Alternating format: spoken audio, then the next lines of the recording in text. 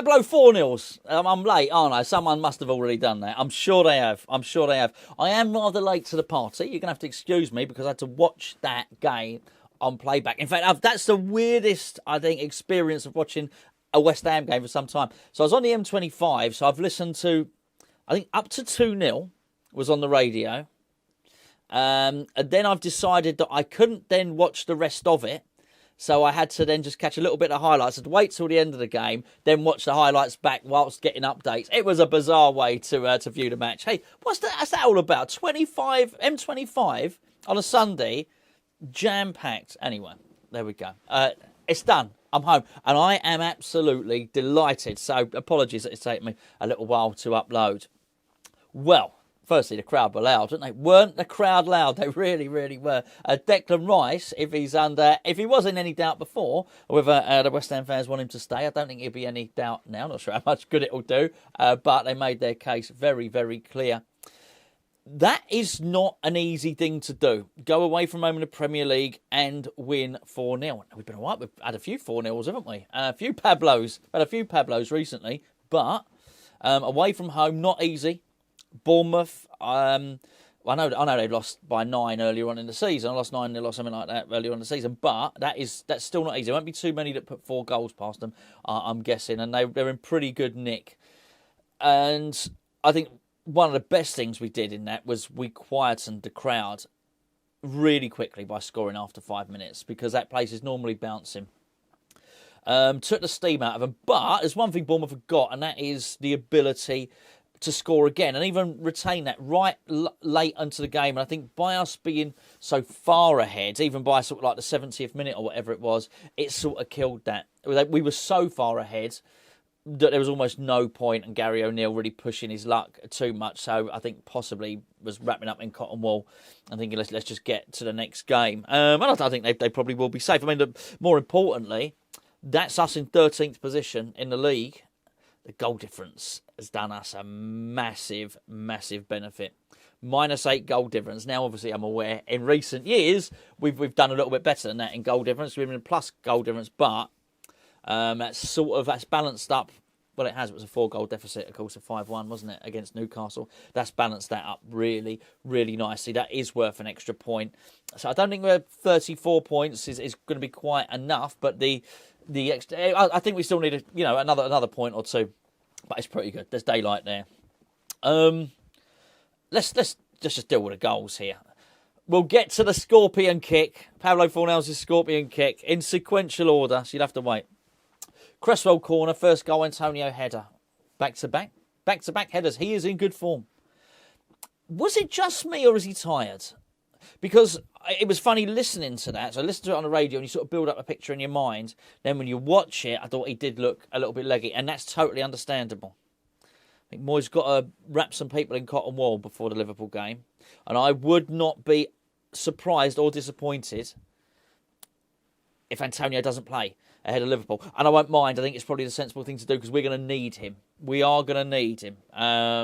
But look, scored a goal, scored a really, really good header. I'm not saying he was useless against Bournemouth, far from it. But I did feel in this game that we were going to sit back and not expend an awful lot of energy pressing the Bournemouth team. And we didn't. We didn't press them like we pressed Ghent or like we pressed Arsenal. We sat back an awful lot. Don't get me wrong, the second goal came from a press from Soufal. We'll get to that in just a minute. But I felt we were trying to conserve energy. And I thought they're probably quite sensible tactics. If you looked at the stats of the game, not the goals, obviously, because that wasn't even, Stephen. If you looked at the stats of the game, both teams had, 17, 18 shots? Something like that. They were similar. I think West Ham had a lot more on target. We were certainly clinical. I mean, really, really clinical. No doubt about that at all. I think that they had more possession. They had almost twice as many passes as we had. But never at any point did I feel like we weren't in control. I didn't feel they were passing it around in hurtful areas. Of course, we deserved the game 1-4-0. But you know what I mean? I never felt at any point under pressure from there. I guess it's difficult. I'm watching it back knowing the result. So that's slightly different, isn't it? Because at the end of the day, I knew it was going to be 4-0. But anyway, the second goal, really good from Soufal. Nicked the ball. Completely surprised the guy, but it went to Bowen. Soufal kept on running. No, he had a good game, Soufal. He kept on running. and Bowen gave him the ball back. I thought he'd taken it too far to cross it, to be honest with you. And I'm never 100% confident in Soufal's crossing. I think it's a bit of a weakness in his game, truth be told. But he delivered a beautiful cross. It was headed in by Paqueta, and if you've seen it, the defender never stood a chance because the defender was standing there, whereas Paqueta had a running jump, finished it really well. What fine form Paqueta's in, by the way. He's in absolutely sensational form. Was brilliant. Declan Rice scored, and the crowd were, as I said, were singing Declan Rice's name. 1 more year, Declan Rice. Well, they're never singing 2 more years, Declan Rice, 3 more years, Declan Rice, 4 more years, Declan Rice, all the way up to 10 more years, Declan Rice. They were giving it a bit of the Frank Lampard song twist to it, I noticed. They might have had a great day out. They had a great day out down there. Really pleased for them, actually. Anyway, she scored. It was another corner. They headed it away. Bournemouth headed it away. Fell to Rice. He half volleyed it in. Might have taken a slight deflection. Don't think it mattered. I think it was going in anyway. The deflection didn't make it go in. It was on target, and it was sort of curling. It's a fade, like a shot. Yeah, it's a fade. That's what you call it, a golf shot. A bit of fade on it. Was really nicely done. And I mean, another one. I mean, they both of them in fine form there, him and Paqueta. And when you put in Antonio's form and Bowen's form as well, got 4 big players there. So actually, let's factor Zuma in as well. Actually, let's throw in Soufal. And excuse me if I've forgotten anyone. There's some really good players in really good form for West Ham at the moment, and that bodes well. And that's why I don't mind a little bit of cotton wool for the Liverpool game at all. Why not? Why not? At some point it's going to take its toll. So I'd give players a little rest then. Maybe even the ones I mentioned there. Don't have to not play the whole game, but you play Declan Rice for a half or something. I probably would rest Antonio for the majority of the game, and I think wouldn't want Bowen to play more than 45. But anyway, we're different. We'll discuss that. We'll discuss that tomorrow when myself and Gio do our Liverpool preview. Tune in for that over on the main channel. 4th goal was Fornals. Well, that was a funny one. Scorpion kick. Was his name Higuita? Colombian goalkeeper. Scorpion kick. I'm going to try and contort myself now. Let me move back a little bit. So I'm not going to do the kick, but it's like when he's falling forward and his legs come up there, bang, and he kicks the ball.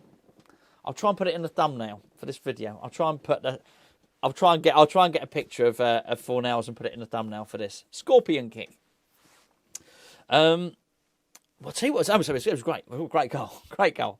But he cried. He was crying afterwards. And the commentator, was Tony Gale, said, we'll have to try and find out afterwards why he was crying. Now, I don't know. You might have information that I don't. I've not gone and checked anything. I've not checked any social media or any websites or watched anyone else's video. I've nothing, right? I've done nothing apart from watch the game back on playback and spoken to you, lovely lot. But so if maybe there is something. So if there's been something sad's happened, then I apologise for not knowing. It seemed to me, looking at it, it was just relief. He's not been involved in the team as much as he'd liked, and all that sort of stuff. Really, the team have been struggling. He cares, doesn't he, Fornals? He cares.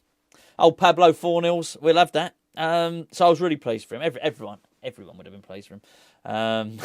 Fornals himself was pleased for Maxwell Cornet when he scored West Ham's 5th. Was it a 5th? Oh no, disallowed. Offside. Funnily enough, he's offside an awful lot. I know it might be a bit of a scratch record saying it, but he is offside an awful lot. But we're going to need him. I'm glad he got some minutes. We're going to need him to play, to give the others a little bit of a rest. Anyway, there you go. That's what I thought of the game. Just thought I'd jump on, do a little quick video for you. Sorry for the late upload. Absolutely delighted at the league table looks juicy at the moment. It does look an awful lot better. I'll catch up with you tomorrow.